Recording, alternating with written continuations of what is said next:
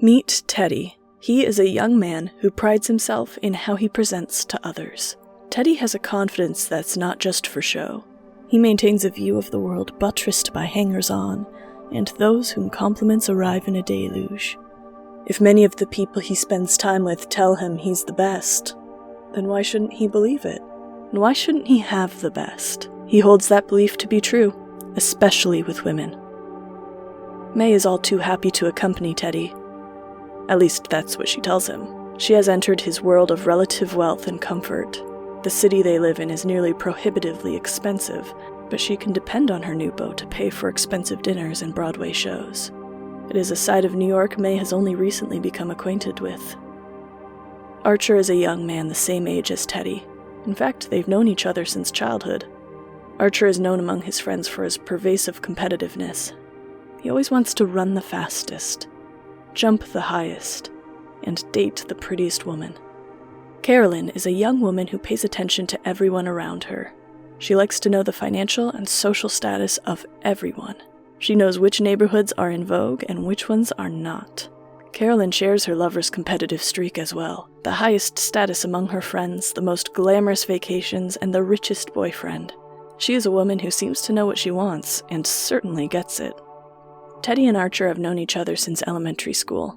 God forbid they were picked for opposing teams at kickball, for those two would be immensely competitive with each other. They competed over sports, video games, and anything else two boys could participate in. These two got along, save for the occasional fistfight. Of course, the fistfights would end with the both of them laughing it off and returning to good vibes once again. They've stayed in touch throughout the years, and they've both retained the propensity to one-up each other, including when it came to women. Teddy and Archer are genuinely glad to see one another. They have similar personality traits that have more than a few times put off others, but these two boyhood friends understand each other. Then these two realize they must introduce their girlfriends to one another.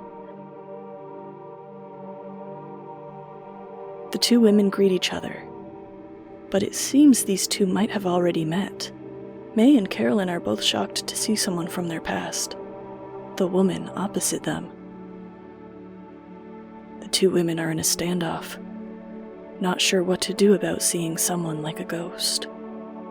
To quell any suspicion from the men, May takes the initiative to reach out for a handshake, but she is rebuffed. Carolyn responds with the most tepid of hellos. The men are slightly dumbfounded by the awkwardness of this interaction. In order to move past this awkwardness, the men decide to lead their women to their planned destination. The truth is that May and Carolyn knew each other intimately in the past. But that was a long time ago. Teddy and Archer quarrel about where to put the blanket. The two men can't help themselves, and the two women can only watch.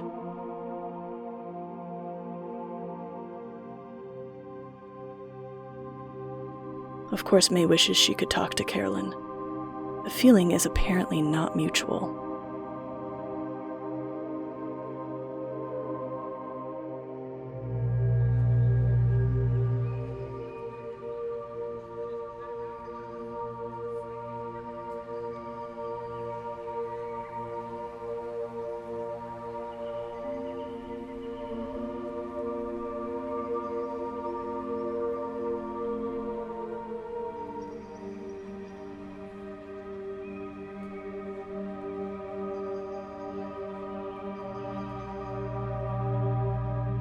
For May, sitting next to her former lover without getting to talk to her is pure and utter torture.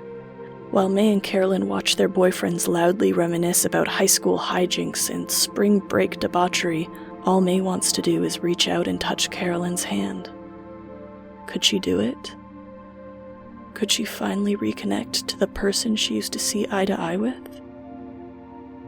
Could she get Carolyn to love her again?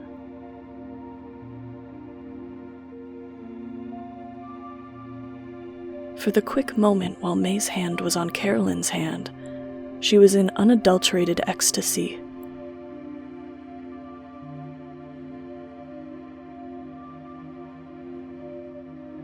Carolyn pulling her hand away felt cold, almost inhumane. The memory of the day Carolyn left her stays like an injury from a near-deadly crash. It is a memory May cannot shake or even explain. It is simply there in her mind, haunting her. May might no longer be sure if she can find joy in a relationship with Teddy. Seeing a person she has loved like Carolyn lays out May's hidden doubts about her current romance, if it can even be classified as a romance. What joy is there when the best thing you can say about your partner is that they're convenient? The men say they're see-you-laters, planning to meet for coffee or drinks. This was a usual meetup for them. Then they allow the women to bid farewell. May braces herself for another awkward interaction. Carolyn bewilders May by offering a handshake. For May anticipated a continuation of the cold shoulder. May is elated.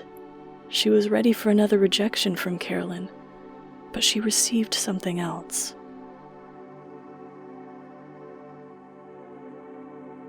May wonders what this means for when she might see Carolyn again.